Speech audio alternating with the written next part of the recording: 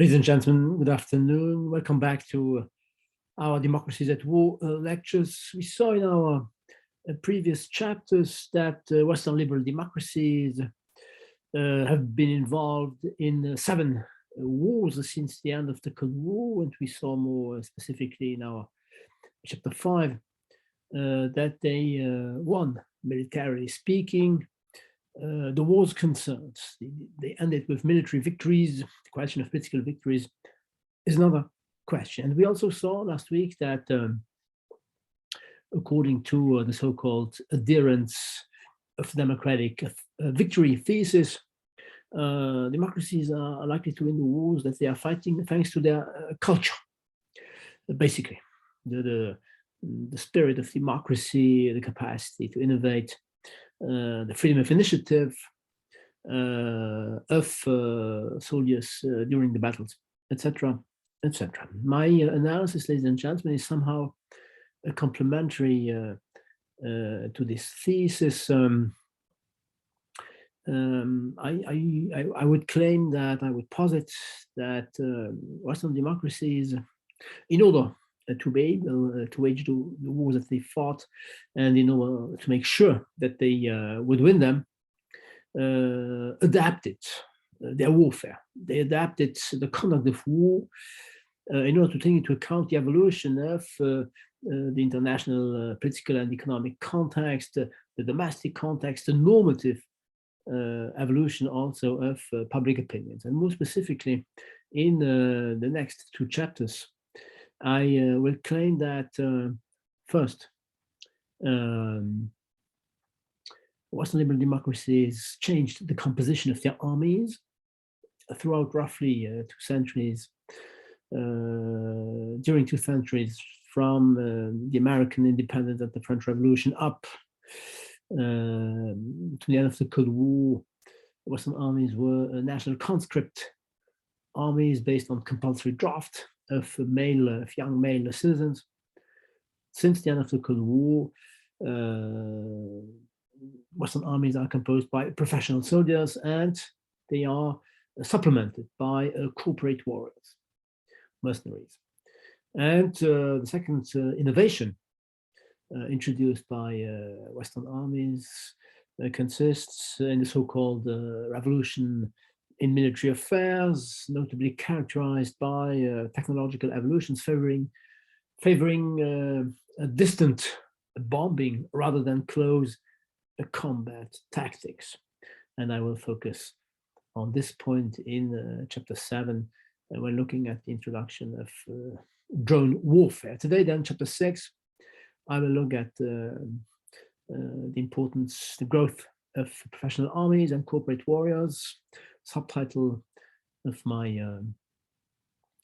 the title of today's chapter, Wars Without the People, is taken from an article by a French colleague, Pascal Venesson, who published this analysis in the book of Hugh Strachan and Sibyl Skypus, The Changing the Character of War, one of the books that I used to prepare today's class, together with other titles whose cover page you see on this slide and on this one too. So wars without the people, that is to say, today's wars are fought by no longer citizen soldiers, national citizen soldiers, but by professional soldiers and also by corporate warriors, including foreign mercenaries. And in order to understand this reintroduction of professional soldiers and corporate warriors, we have to go back to, I think, the evolution of the composition of armies throughout the millennia, or throughout the last millennia, would I say, since the Middle Ages. And I would rely here on the distinction between 7 army styles made by the American military historian John Lynn in an article called The Evolution of Army Style in the Modern West from 800 to 2000. So from the Middle Ages up to nowadays, we should distinguish, according to John Lynn, 7 army styles. The first one is the so-called feudal army, which prevailed from the 8th century, the late 8th century to the 12th century. At that time, ladies and gentlemen, there were no nation state yet in the contemporary or modern meaning of the word.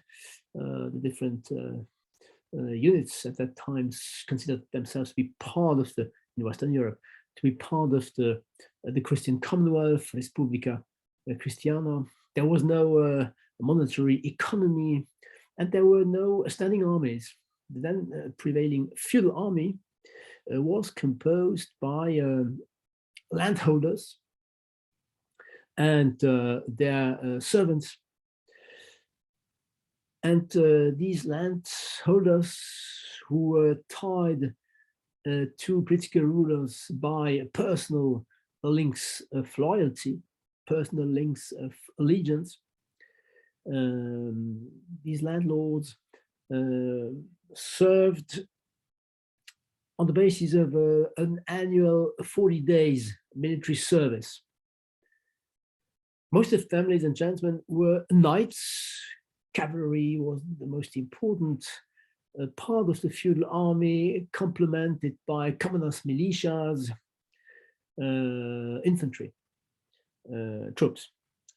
And the term knight as such, I think, is important. The English term knight comes from the German Knecht, which means servant. So you see that a knight served somebody else. He served his feudal ruler.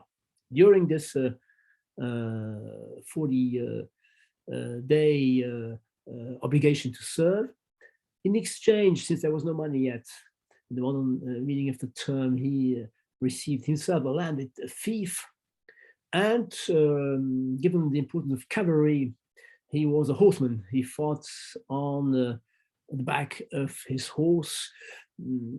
A knight in German is called Reiter, which means a horseman, chevalier in French. So there were no standing army, there were no standing forces, and due also to the fact that the different units, territorial units, consider themselves to be part of this Christian Commonwealth, this superior Christian Commonwealth, the battles were limited. Most of them were defensive battles, thanks also to the fort and the castles, which permitted the different landlords to defend themselves. So there were no huge battles, no pitched battles. There was a tendency to look for refuge in fortified castles. So the knights, ladies and gentlemen, were serving during 40 days a year. And of course, this feudal army hardly permitted to undertake important offensive wars of conquests on the long run. Maybe this is the reason why the second type of army that emerged was the medieval Stypanderi army. From the late 12th century to the mid of the 15th century, the end of the 100 Years' War that opposed notably the English, the French. The English at that time were controlling the southwestern part of today's France. So this medieval Stypanderi army was composed by professional warriors who were paid with money and no more with landed fiefs. They were paid in order to fight more and more offensive wars. And this medieval Stypanderi army, stipend means pay, a reward, gradually supplemented the traditional forces. That is to say, some rulers were interested in paying professional warriors beyond the obligation to serve during 40 days. And therefore, these warriors, of course, asked to be paid in money, to receive stipends. And this, ladies and gentlemen, explains the rise of the term soldier. What is a soldier, to some extent, as opposed to a warrior, who is distinguished from a warrior? A soldier is someone who serves in the army for pay. It goes back, the term soldier, to the Latin soldarius, someone having pay, which goes itself back to Latin soldum and the Latin solidus, which was a gold coin in the Roman Empire. Soldiers then, in the Middle Ages or in the late Middle Ages, from the 12th century onwards, were hired in order to wage wars, and they were paid. And since they were hired and no longer participated to the very rigid systems of the three castes, the noblemen, the aristocrats, the noblemen, the clergymen, sorry, and the commoners, they were free. And since they were fighting notably with lances, they were called free lances. So the first soldiers were free lances, hired individually on an individual basis in order to permit some ambitious political rulers, those who aimed at increasing their territory detrimentally to the other feudal lords. They were hired by these ambitious political rulers in order to wage more offensive wars. They were paid for that, but they were also they lost their job as soon as the political ruler concerned obtained what he was looking for. This then permitted longer battles to take place, longer wars, notably the 100 Years' War. These warriors, however, or these soldiers, as I just mentioned, were no longer paid when the political rulers no longer needed them. So they somehow resorted to plunder,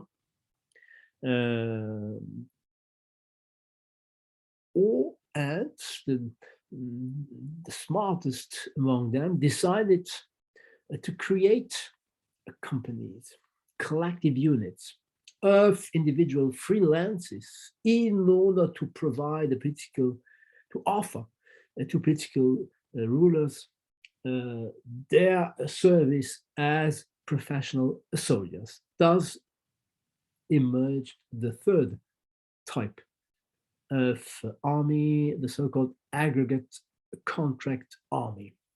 It prevailed after the end of the 100 Years' War in the 1450s up to the end of the 30 Years' War, that is to say roughly during 2 centuries.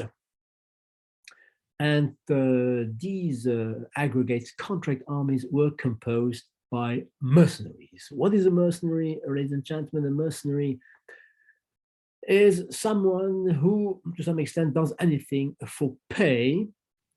The term comes once again from the Latin mercenarius, which itself comes from the Latin merces.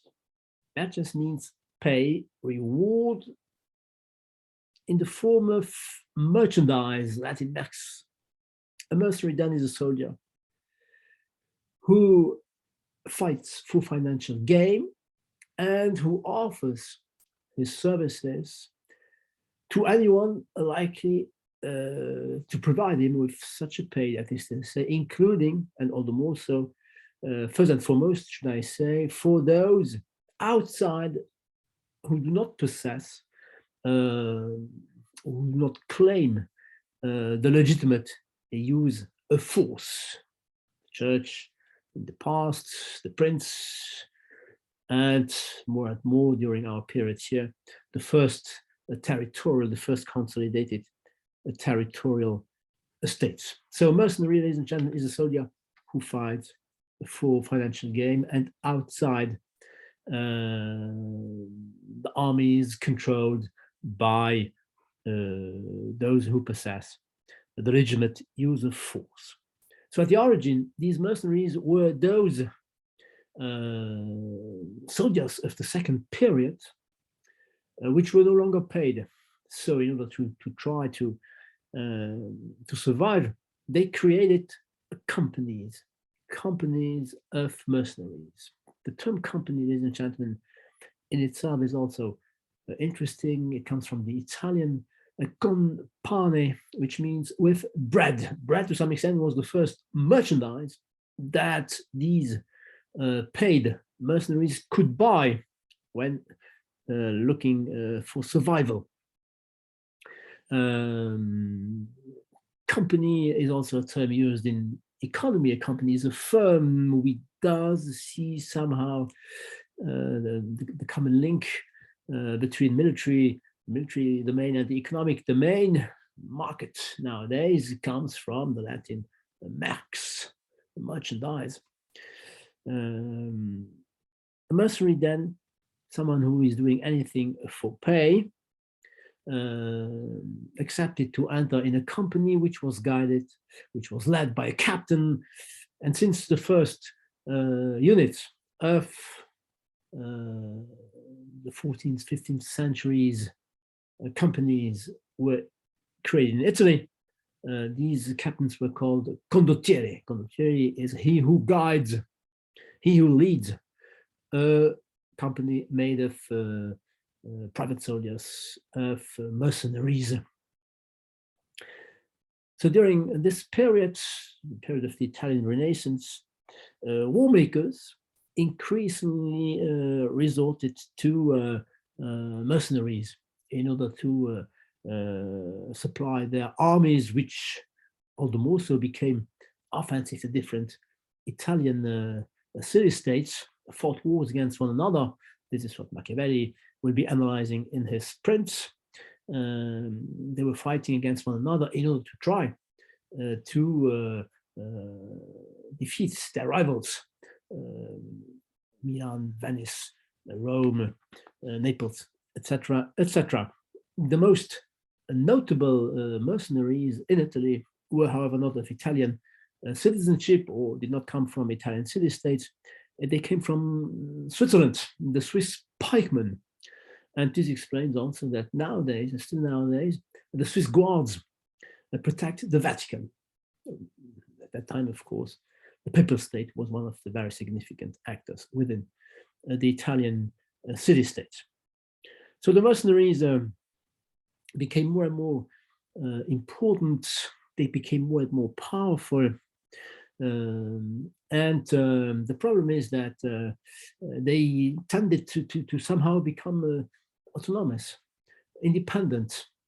They were no longer, they accepted no longer to no more be paid once the war was over. And this notably happened during the 30 Years' War, when the mercenary army of Albrecht von Wallenstein, who contributed to the wars fought by the Austrian emperor of the German Holy Empire, to fight against the French, to fight against the Dutch, against Sweden, etc. When he became that powerful that he raised a private army of 30,000 mercenaries, thus indirectly threatening he who had hired him, that is to say, the Austrian emperor himself. Therefore, this Austrian emperor ordered his assassination. And from that period onwards, the importance of mercenary armies declined. It declined, or more specifically, mercenary armies were gradually introduced in the fourth type of army that emerged, notably in France, the France of Louis XIV, of Louis XIV, that is to say, during the second half of the 17th century, and that prevailed up to the French Revolution. John Lynn calls this fourth type of army the state commission army. The state commission army replaced gradually the aggregate contract army of stage number 3. How? By Louis XIV and his secretary for war, Marquis de Louvois, giving commissions, mandates to French aristocrats, French noblemen, permitting them to recruit units that these aristocrats then raised, equipped, and trained. on the basis of rules set by a gradually efficient military administration, which itself was controlled by the king, by the French absolutist monarchy. Thus emerged, ladies and gentlemen, the first standing armies, the first permanent armies. And this was possible, of course, thanks to the consolidation of the first territorial states into absolutist monarchies, which genuinely benefited from the monopoly of legitimate violence. The French kings had gradually got rid of all the other feudal lords that during past centuries had controlled some parts of nowadays French territory.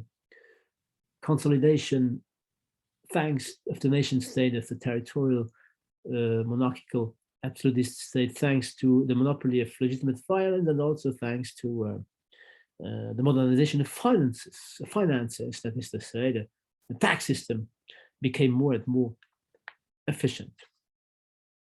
What is also significant and important, ladies and gentlemen, is the fact that state commissioned armies were more and more composed by subjects of the French monarch. That is to say, gradually, the foreign professional, often mercenaries, no longer composed the most important, quantitatively speaking, part of the then emerging standing armies, first and foremost, the French one. Of course, a state commissioned army took longer to raise. It was expensive to recruit and to train. And therefore, the then wars pretty often were consisting in limited battles. The officers who equipped and trained the armies avoided risky pitched battles. The advantage of these weapons, of these arms, however, of these armies, was that they were more disciplined and they were loyal to those who equipped them, who themselves were loyal to the king, who precisely provided them with the commission to create and train the armies concerned. This then explains that gradually the number of troops increased dramatically. The French standing army at the end of the reign of Louis XIV amounted to 150,000 troops, and soldiers became state servants. They were paid indirectly by the French military budget. They also profited from better medical care, and after the war, they were accepted in institutions where they retired. The French Invalides were created in 1674. The same thing happened in England with the Royal Hospital at Chelsea, opened in 1690. Mercenaries still existed. They were also still quantitatively significant, but, and this is important, they were integrated in the state commissioned army. That is to say, they obeyed the orders of the monarchs and no longer of the private condottieri, who had the private captains who had hired them. So to some extent, that at the end of this period, at the eve of the French Revolution, then the armies of the major European powers were composed by a more or less important percentage, on the one hand, of national soldiers, state servants, and on the other hand, of still professional mercenaries foreign mercenaries. So the force somehow, the armed forces were somehow multinational forces at that time. And this changed almost radically. And definitely, at least definitely for the two next centuries, with stage number 5, the popular conscript army. It emerged with the French Revolution. At the origin of this new army style was the mass levy. Levy en masse is the French expression decided by the French revolutionary government of the Jacobins in August 1793. And the aim was to mobilize the whole French society to defend the French Revolution against Austria, notably, which tried to invade France, and the French émigrés, that is to say, those French aristocrats that had left France, that had settled down on the right bank of the Rhine River, and who were eager to counterattack, to attack France in order to re-establish the French monarchy. So the French mass levy established the principle of the universal conscription. That is to say, all the young males aged 18 and more were integrated in the French army. And beyond that, the whole French society was mobilized. I would like to quote the decree of August 1793, the mass levy decree. Listen to this: until the enemies have been driven from the French territory, from the territory of the Republic, the French people are in permanent requisition for army service. The young men shall go to battle. The married men shall forge arms and transport provision. The children shall turn old linen into lint, and they shall serve in the hospitals. No, the women shall make tents and clothes and serve in the hospitals. And the old men shall stimulate courage, the courage of the warriors, and preach the unity of the Republic and the hatred of the king. So the whole society, the whole French society was mobilized in order to defend the French Revolution. We will come back to this defensive origin of the mass conscription army, of the popular conscript army, in a few minutes. This decree of the levée en masse, the mass levy, was supplemented, revisited and supplemented by the Loi Jourdan, the Jourdan law of 1798, which set the example for Europe up to stage number 6. France introduced the census.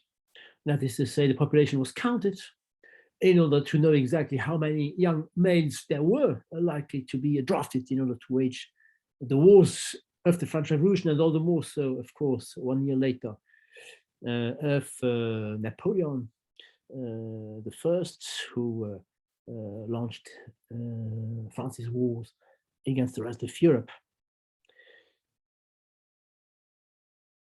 Popular conscript army, ladies and gentlemen. Why? Because composed by precisely the people and by national citizens.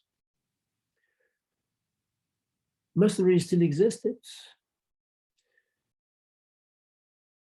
but first and foremost to fight overseas wars. The French Légion étrangère, and the same was true for the Gurkhas and the Indian sepoys for the British Army.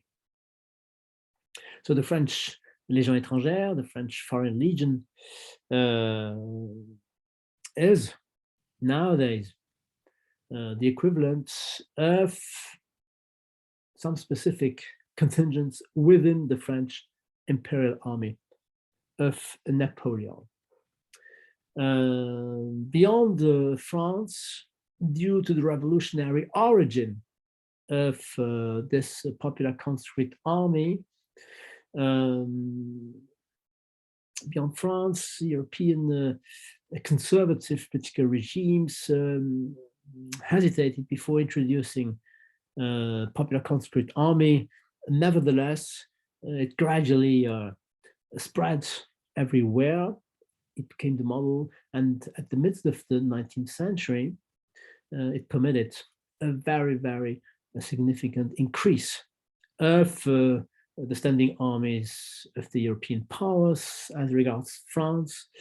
The increase was the following one: from 150,000 troops at the end of Louis XIV's reign up to 400,000 troops, the French standing army, in the midst of the 19th century, when Napoleon III came to power. This popular conscript army was improved and revisited by the Prussians in stage number 6, the mass reserve army, which is a kind of improved popular conscript army.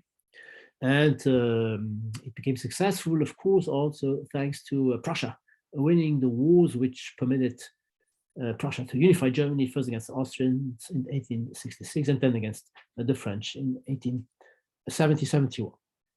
So the standing army of stage number 5 was a permanent a peacetime army, which of course is somehow very expensive. So what did the Prussians do? They decided that recruits remained in the army, served in the army during 2 or 3 years or so a shorter period of full service, and then they passed into the reserves, which means that they were likely to be mobilized in the case of a war, but during peacetime they were not part of the standing army. So the mass reserve army, by definition, eased the budgetary restrictions imposed upon governments at that time. The mass reserve army were also possible because for the first time since roughly the Middle Ages, average citizens, people were no longer perceived to be potentially or prospectively revolutionary by the governing elites, by the dominating elites.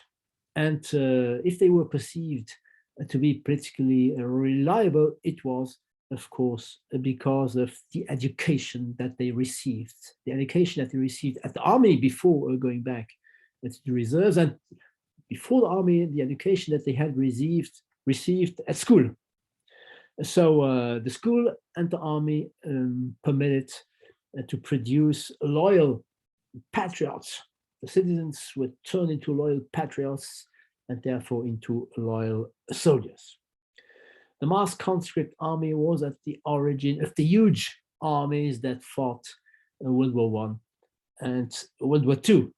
Of course, the industrialization of the then European economies, the increased budgets of the different states, the increased welfare to some extent of a significant part of the population, the improvements in agriculture, the demographic increase, etc., also permits to explain the huge, the dramatic increase of the number of troops fighting during the wars, likely to be mobilized during the wars, and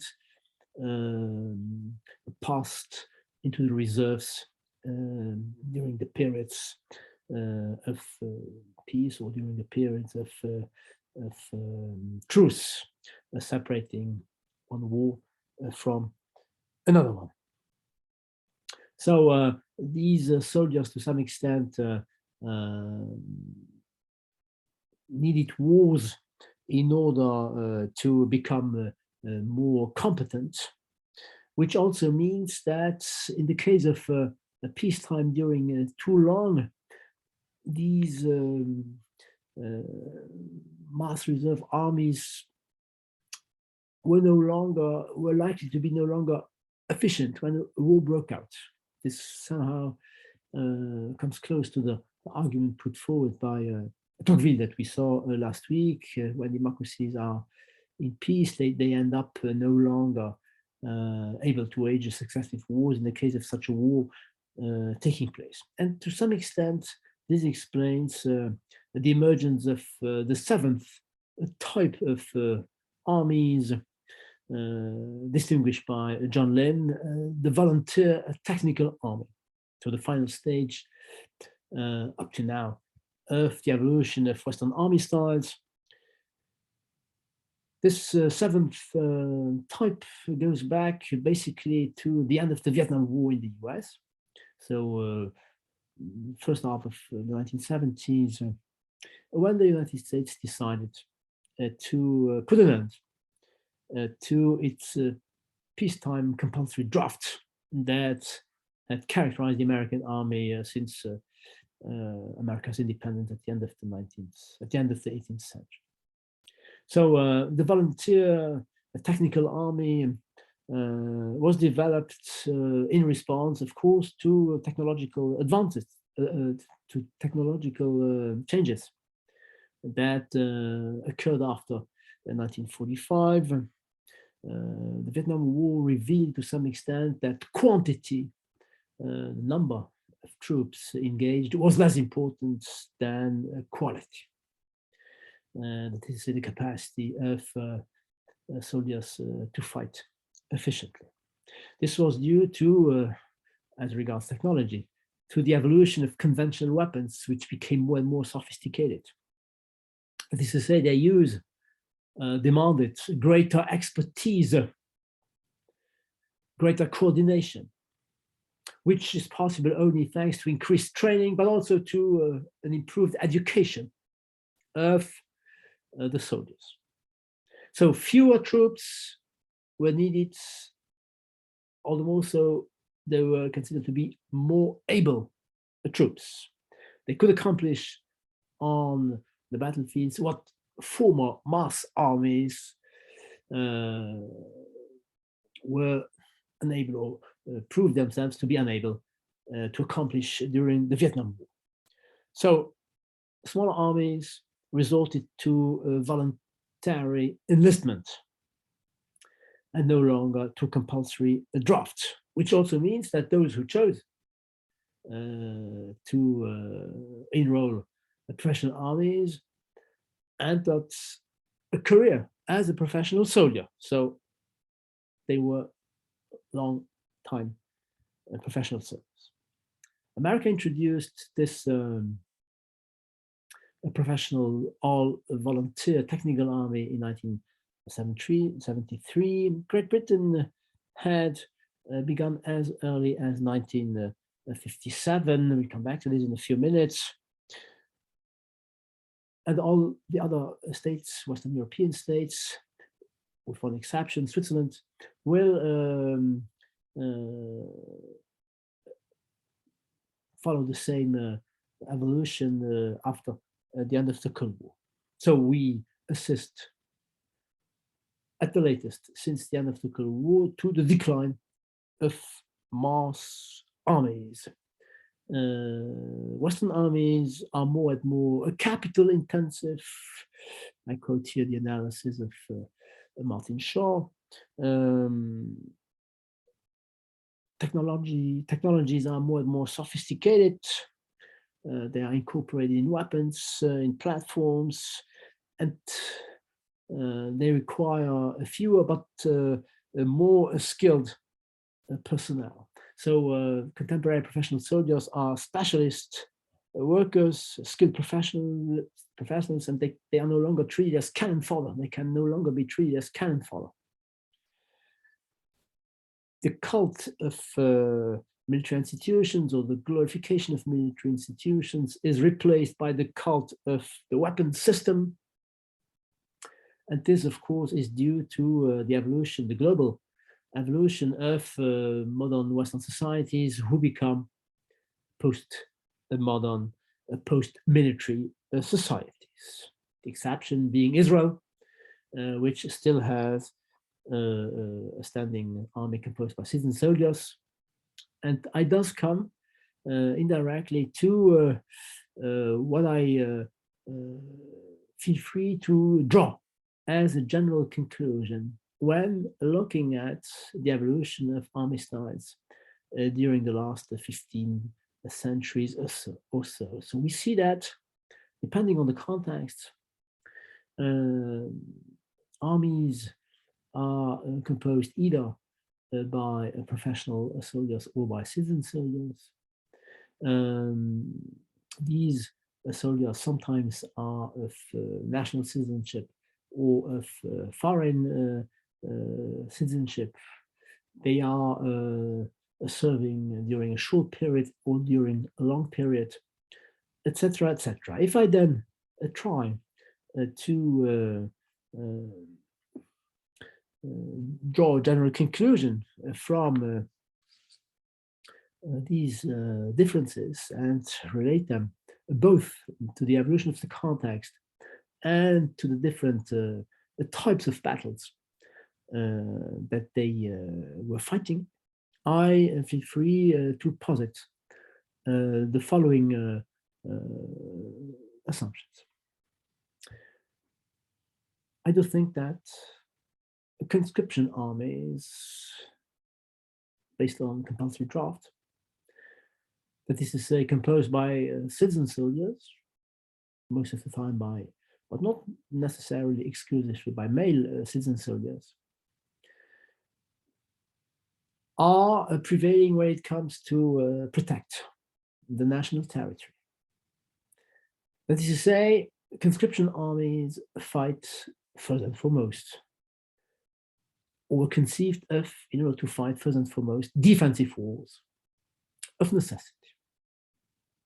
And the opposite then is true regarding professional armies, volunteer forces, and also mercenary units, nowadays corporate warriors, who are prevalent when it comes to fight offensive military operations, pretty often overseas, that is to say, the security of the national state or the national unit is not at stake, which amounts to saying that they are used when it comes to fight offensive wars and wars of choice, as opposed to wars of necessity. I think that concrete examples will permit me, I hope so, to somehow prove the validity of these hypotheses. And I would like to start with the example of France. Since indeed John Lynn's article, which was published at the beginning of the 90s, ends with an allusion to France. France, at the beginning of the 90s, was thinking of dropping its national conscription army in favor of a professional army. And the idea of this evolution was summed up by François Mitterrand, the French president in 1990, when France decided to participate first to Desert Shield and then to Desert Storm, that is to say, the two operations, the first the defensive and then the offensive operation, waged on the basis of the UN resolution by notably American forces plus Allied forces, in this case the French ones, to force Saddam Hussein to withdraw his troops from Kuwait, which he had invaded on August the 2nd, 1990. During a press conference, François Mitterrand was asked, of course, whether a French, at that time the French conscription army still existed, whether France would send young males of 18 to fight against Saddam Hussein. This is the response of François Mitterrand to this kind of worrisome question asked by journalists when it comes to protecting the national territory, when it comes to contributing to the European defense. Conscription is necessary. Conscription, as you say, all male citizens are supposed to fight to protect the French territory, to protect Europe. Conversely, when it comes to distant operations, as was the case first with Desert Storm and then with Desert Shield and almost with Desert Storm, when it comes to distant operations overseas, in the Iraqi desert. Our professional soldiers, first and foremost, the French Légion étrangère at that time, our professional soldiers have the competence and the mobility to fight efficiently. We will not need to send our conscripts to Iraq. And 6 years after this argument put forward by Mitterrand, the reform in France was adopted by President Jacques Chirac, who replaced the French army based on compulsory peacetime draft by an army composed by volunteers. So this reform, ladies and gentlemen, as shown by John Lynn, crowned the evolution launched by the US in 1973. We saw it, and we'll come back to it. We saw it some minutes ago, and we'll come back to it in a few minutes. It's crowned the evolution launched by the US, which closed the age of military history that had opened with the American and the French Revolution, and which had consisted in Western European countries and plus the US, Canada, etc., having popular conscript or mass reserve armies. So these mass reserve or popular conscript armies were abandoned. Why then were they abandoned? This is a question that I think we should ask, and to understand, well, we have to come back to why the popular conscript army was adopted 200 years ago or so, that is to say, in the example of France with the French Revolution. Well, maybe the answer can be found in the French national anthem, the famous La Marseillaise. If you look at La Marseillaise, you see that it very significantly distinguishes between us, the French, and them, those who attack us. The French original text can be translated into English. The terms in blue, highlighted in blue: fatherland, our home, our proud warriors, liberty, defenders, citizens. So the French Revolution introduced the mass levy and then the compulsory drafts of all French male citizens in order to defend the French fatherland, in order to defend the newly conquered freedom of the French citizens. Against whom? In red, against those roaring fierce soldiers who come to slit the throats of our sons, of our wives, those foreign troops, those mercenary troops. So the aim of the raison d'être, the reason why the French abandoned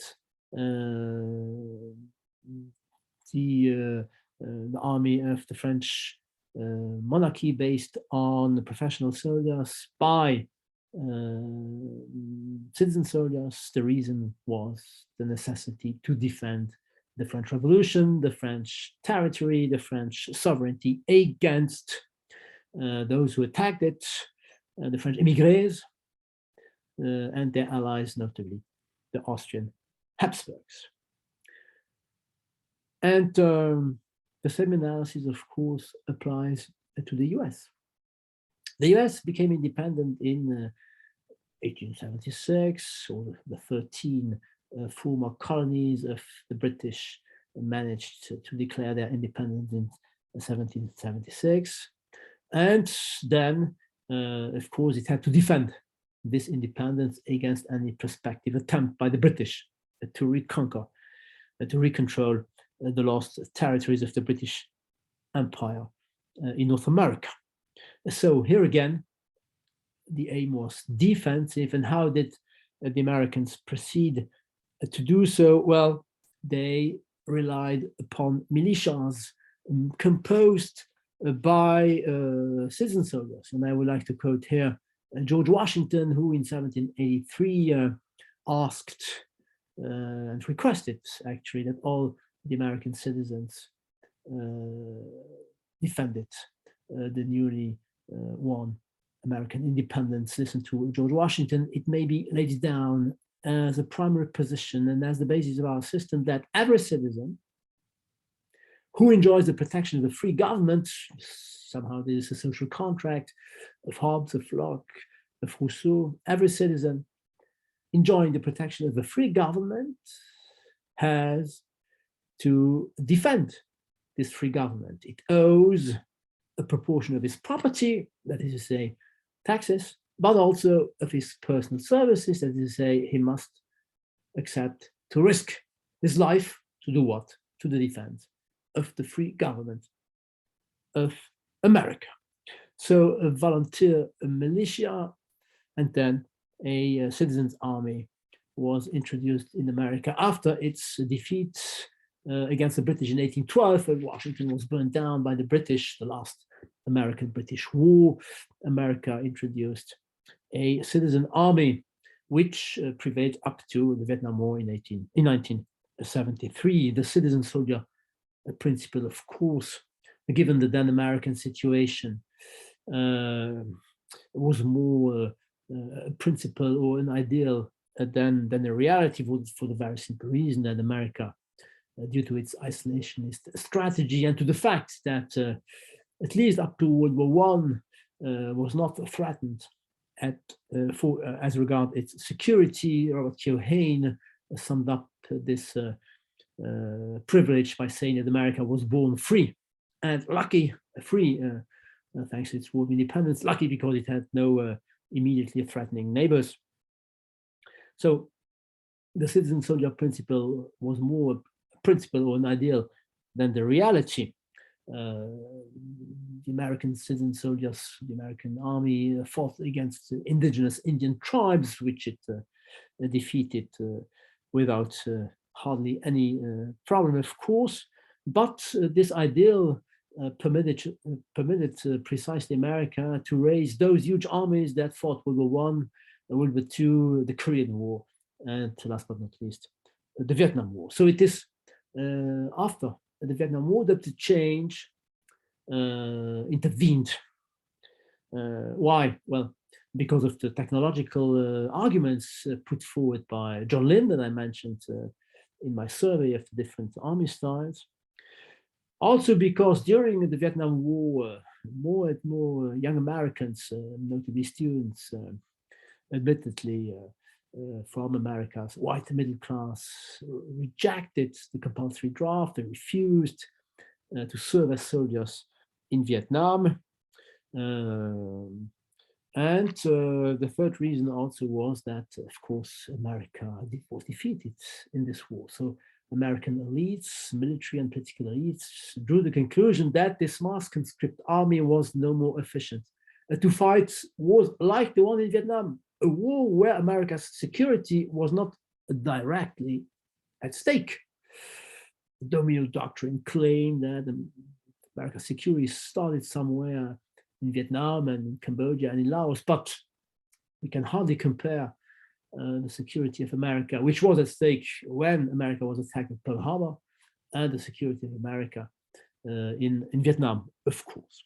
And thus then, in order to fight successfully overseas wars, America has been relying since 1973 on expeditionary forces, on its all-volunteer force in Iraq in 1990, 1991, in Yugoslavia in 95, 99, in Iraq again in 2003, in Libya 2011, in Syria and Iraq since 2014, not to forget, of course, Afghanistan. So not to mention Afghanistan. So all volunteer force of the US has been prevailing for some 50 years now. Last empirical corroboration of my hypothesis, Great Britain. Great Britain abandoned its popular conscript army or its mass reserve army even before the Americans in 1957. And the major war that the British fought since 1957, the Falklands War, Malvinas, in 1982 when attacked by the Argentinians, was fought by an expeditionary force. And it is also the example of the British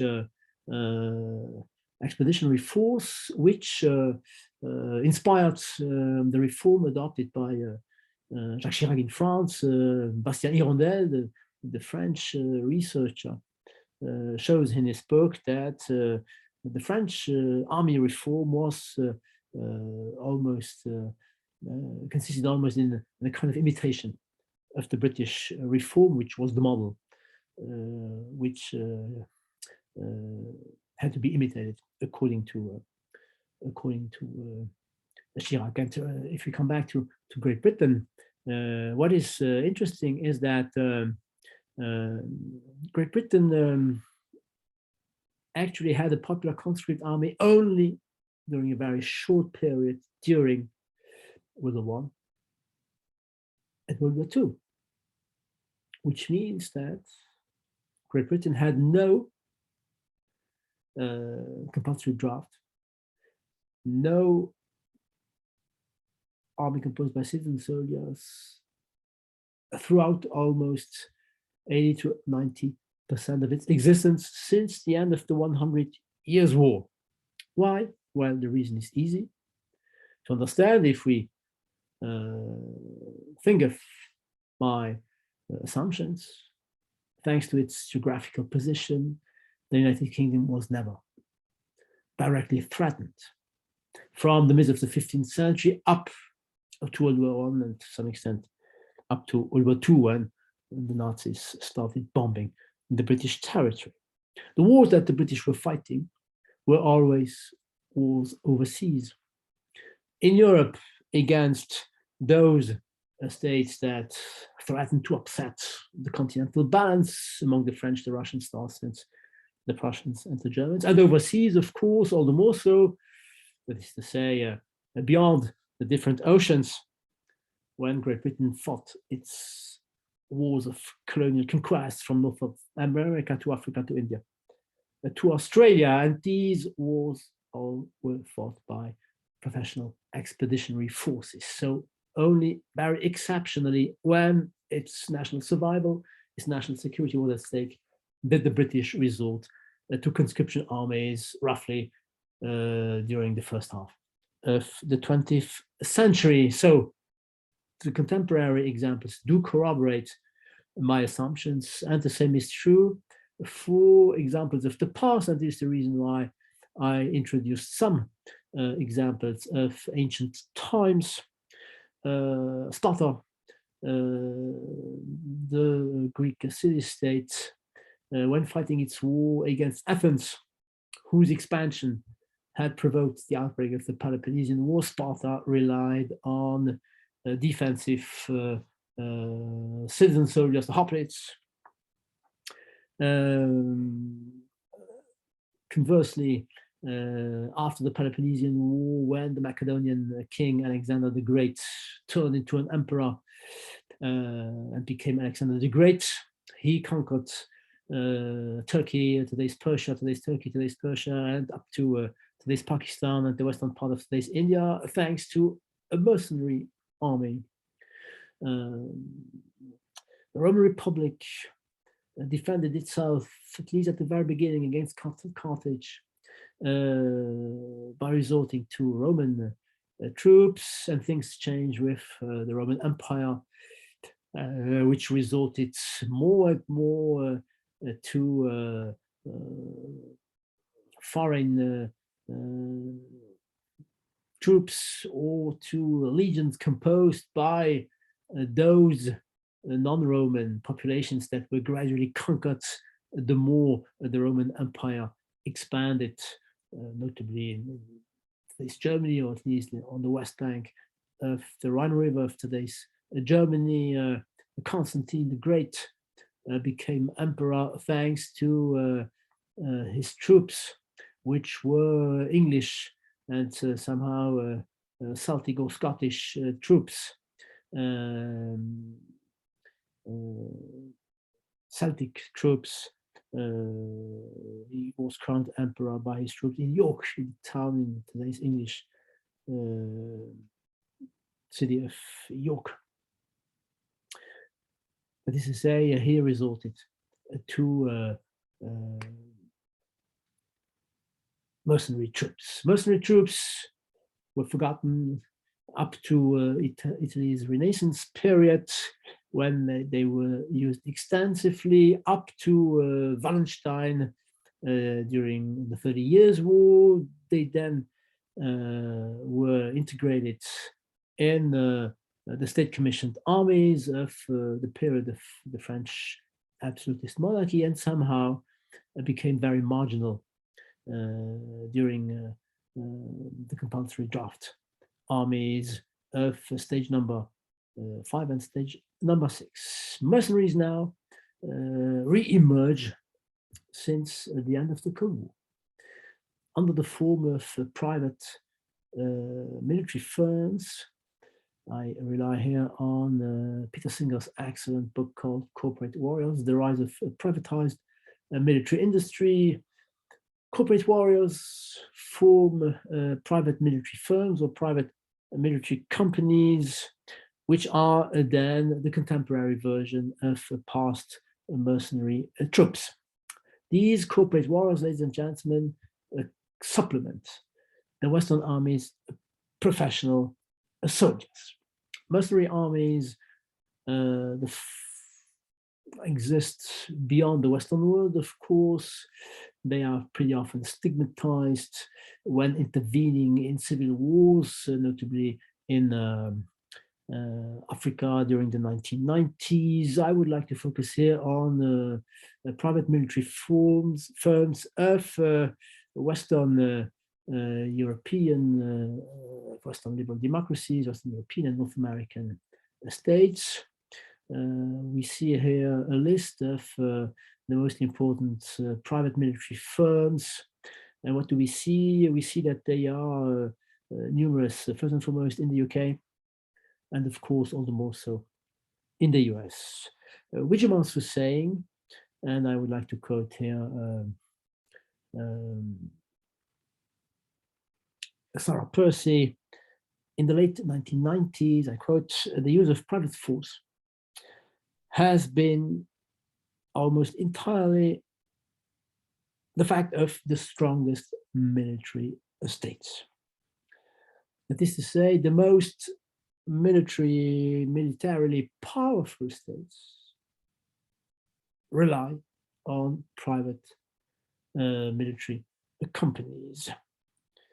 In the modern context, I go on quoting, "The ability to use private force has become a marker of great power status." Great power status, so we could, of course, focus on the Russian company Wagner, pretty often mentioned these last weeks in France because of its intervening in Africa, Black Africa, Mali, and Central Africa. I would like to focus on Western liberal democracies relying on private military companies, the most important ones. They change regularly their names, so it's not that easy. Blackwater, during the war in Iraq, we come back to the profits made by Blackwater, which then became XI, which became Academy, which became part of Constellis after different mergers, etc., etc. You can have an idea of these evolutions by having a look on Wikipedia's website regarding military contractors. So why, the question then is the following one, why do major Western liberal powers resort to private military forces in addition to their professional soldiers? Well, the first reason is easy to understand. By definition, mercenaries are skilled professional warriors. So since quality nowadays is more important than quantity, they are hired for the very same reason as the one at the origin of hiring professional soldiers. The second major cause of the rise of private corporate warriors is a more general cause, a more general reason. It is linked to the evolution of Western societies, and more specifically to the evolution of the relationships between state administrations or public administrations and the private sector, civil societies. You know the evolution which characterizes Western states roughly from the 80s onwards. Ronald Reagan's presidency in the US, Margaret Thatcher was the prime minister in the UK. Their neoliberalism, consisting in gradually abandoning the model of the welfare state, inspired by John Maynard Keynes' economic analysis. The Keynesian welfare state was more and more abandoned by the liberal or libertarian night watchman state. That is to say, more and more public sectors were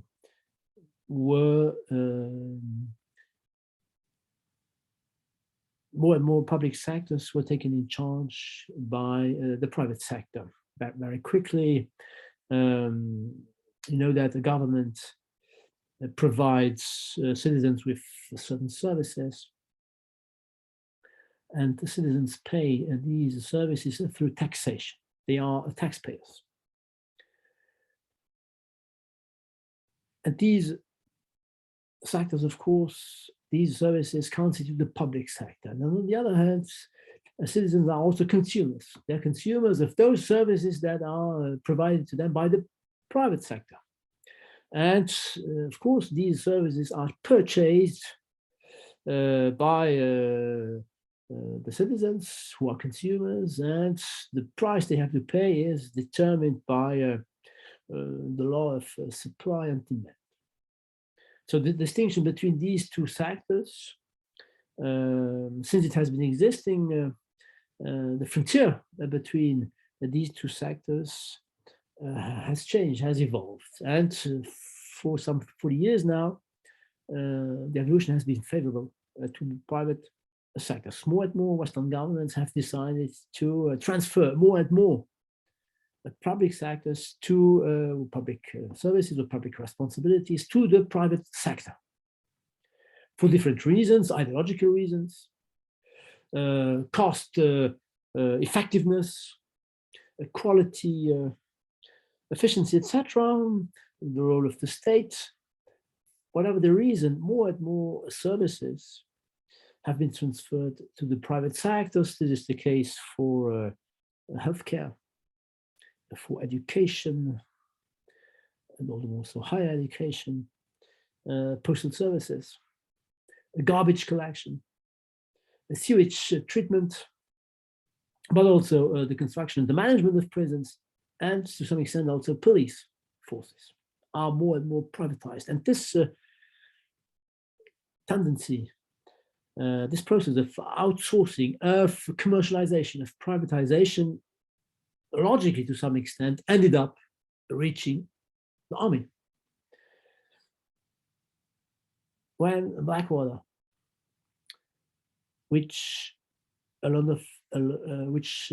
intervened in Iraq as the second most important contingent, there were 150,000 American professional soldiers in Iraq and 30 to 40,000 members of Blackwater, so it was the second most important force. When they were asked by the American Congress to justify, to tell the American representatives what they were doing, and etc., etc., the answer provided by the two founders of Blackwater, Al Clark and Eric Prince, was the following one. Listen to this. We are trying to do for national security apparatus what FedEx did for the postal service. So we improve the services of the American Army. That is to say, the monopoly of the legitimate use of physical violence, which characterized Western armies roughly during 2 centuries, from the American independence, the French Revolution, up to the end of the Cold War. This monopoly came to an end due to Western liberal governments resorting to professional warriors. The third reason why this was the case is directly related to our topic here, to the nature of wars that Western liberal democracies are fighting. These wars, as I already mentioned at the very beginning, are wars of choice. And all the analyses that I used to prepare this class come to the same conclusion: only states, I quote once again Sarah Percy, only states such as the US that are involved in expeditionary military action on a large scale do require a contractor support. That is to say, in order to wage offensive wars of choice, major liberal Western powers resort to corporate warriors. Why? Well, for the very same reason as the one at the origin of transformation of compulsory draft armies to professional armies. These overseas wars are not defensive wars whose aim is to protect the national security, the vital security of the states, the citizens' security. That is to say, the advantage of these corporate warriors supplementing professional soldiers is that they diminish, they lower the political cost of Western leaders deciding to launch these wars of choice, these offensive overseas wars of choice. As a matter of fact, and this is a tendency that had been inaugurated by the American students during their protests against the Vietnam War and the obligation to join the army in Vietnam. In today's postmodern or post-military Western societies, to quote Martin Shaw, the majority of citizens no longer consider wars to be but the mere continuation of policy by other means, to quote Clausewitz. There is a general rejection of war, a general unwillingness among young people to go to war. War is no longer what attracts the majority of young, educated people.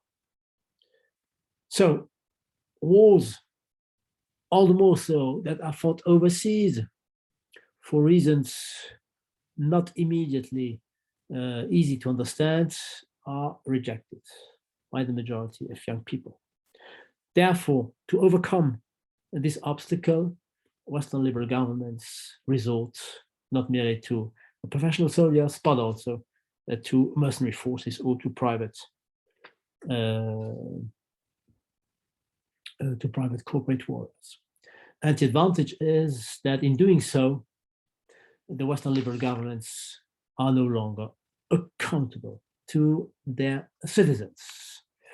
This was precisely the argument put forward by those who, advising Jacques Chirac, according to Bastien Hirondelle, were favorable in the 1990s to France abandoning its national conscript army and replacing it by a volunteer force.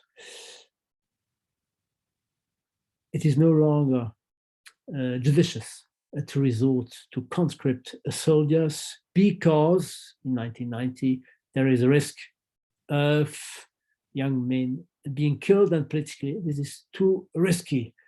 I feel free to remind you, ladies and gentlemen, that when that war broke out, the then prevailing perception of Iraq was that Iraq constituted the fourth major army in the world after the US, the Soviet, and Israel's army. This gives an idea of the then prevailing perception, absolutely wrong, since Iraq lost Desert Storm within some 6 weeks or so. And this then is the reason why Mitterrand decided to rely on professional soldiers. Professional soldiers who in France are more important than corporate warriors for the very simple reason that France goes on having its Foreign Legion, which is a mercenary army completely integrated in the French National Army, and which therefore the French National Professional Army, and which therefore somehow plays the same role as corporate warriors when they are supplementing professional soldiers. For instance, in the American Army, you may know, of course, that Opération Barkhane basically is waged in Mali, in the French Sahel region, is basically waged by French legionnaires. The same was true then in Iraq. To come back to America's private military firms, Blackwater was the most important corporate warrior firm, between 30,000 and 50,000 contractors in operation and after Operation Iraqi Freedom were members of Blackwater. And the reason of George Bush resorting to appealing to Blackwater were the following one. First of all, there were already a significant amount of American troops involved in Afghanistan.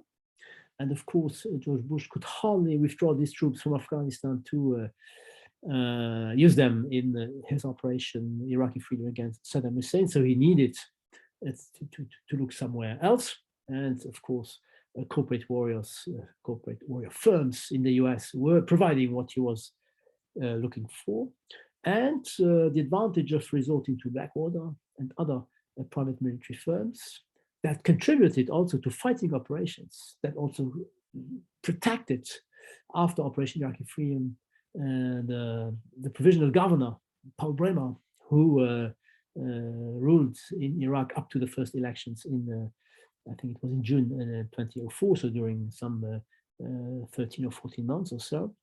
The second reason of appealing to Blackwater was that it permitted Bush to avoid those alternative solutions that he was not happy with. First of all, he did not want to appeal to NATO troops for the very simple reason that he wanted to privilege what he called the coalition of the willing.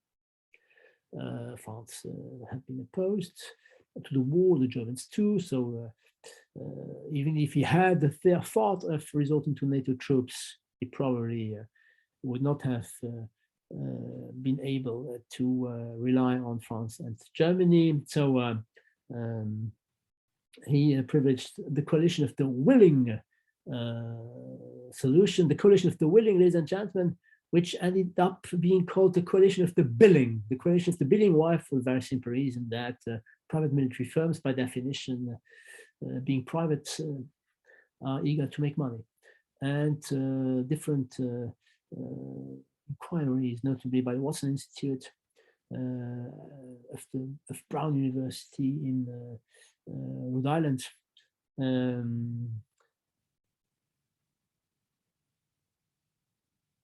show us that among the different private winners of America's war on terror, military firms, military contractors like Blackwater or Glencorp earned a lot of money. The details of what Blackwater managed to make as money, to have an idea, you just look here at the slide. These figures were produced by the American Congress, or at least the representatives of the Democratic Party at the American Congress. You see the dramatic increase of profits, of profits made by Blackwater from 2001, the year of the terrorist attacks, to 2006 in Iraq. Blackwater was very costly, but it permitted not to appeal to NATO, and Bush was not happy with appealing to the National Guard, that is to say the reserve, of course, because of the risk of political consequences.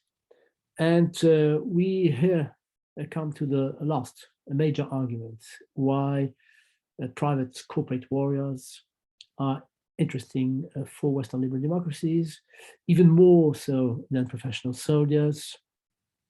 The victims among the contractors are not included in the statistics of soldiers killed in action.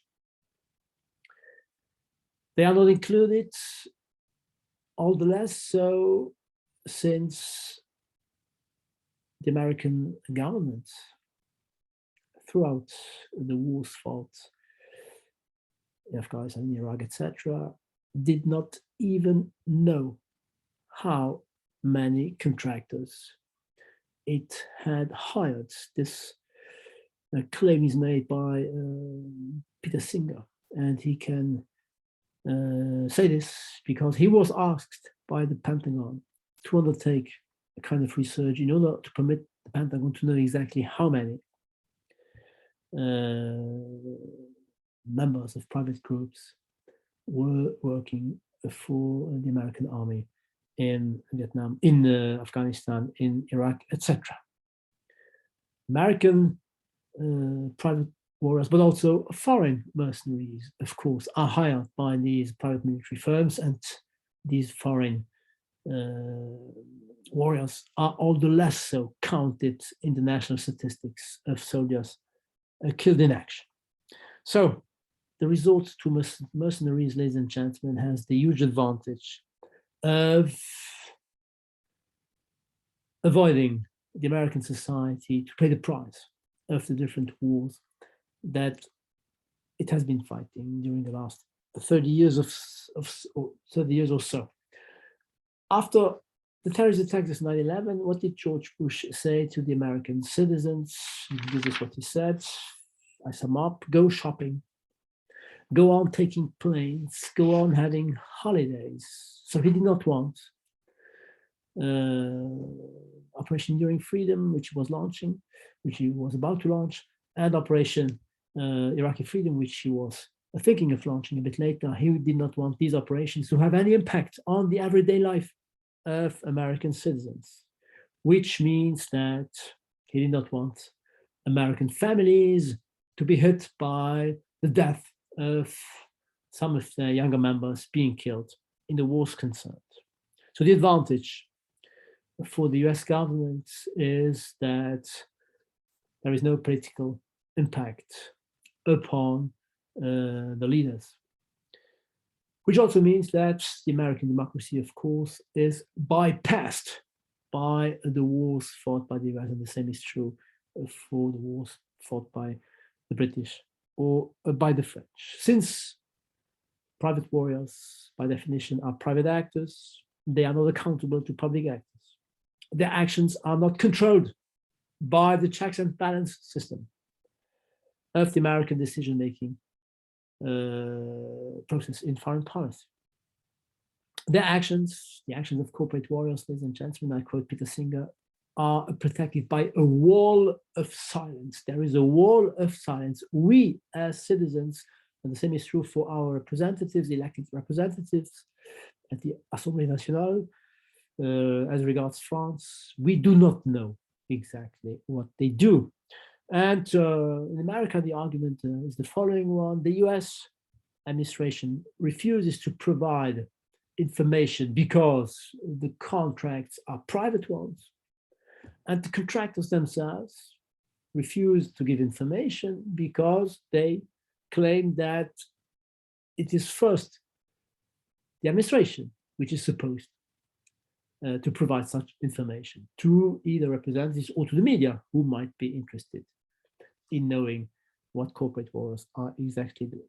To sum up this idea, ladies and gentlemen, this point, formal democracy is bypassed by the recruitment of private mercenaries. The advantage of the shift to private warriors is to avoid public debate, either directly public debate or indirectly through legislative control, which permits also states to fight wars which potentially might be unpopular and which actually are ignored, neglected, because they are ignored by the public opinion. To some extent, here in France, we do not know that France is fighting wars in the Sahel region. We only know it when a French soldier is killed and when there's a kind of national celebration of his heroic action against terrorism. But with the exception of these very concrete events, our everyday life, the everyday life of French citizens is not impacted by the wars fought by professional soldiers, and as regards France by the Foreign Legion, and as regards the US by private warriors, which means that Western liberal democracies somehow, and I come back to a Kant's quote, which I gave in chapter 3, Western liberal democracies nowadays are free to launch those wars whenever it pleases them to do so, since there are no political negative consequences for the leaders who decide to do so. Wars can be launched prospectively for the most trivial reasons. There are no more democratic controls. There is no more democratic accountability of our leaders for these decisions.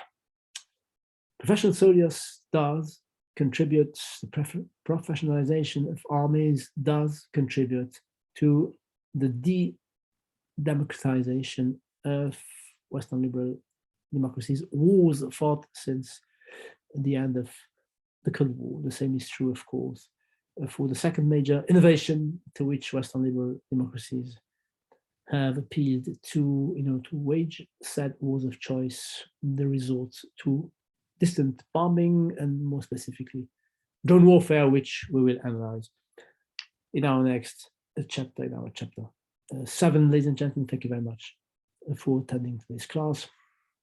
Hope to see you back for lecture number 7. Have a great day. Goodbye.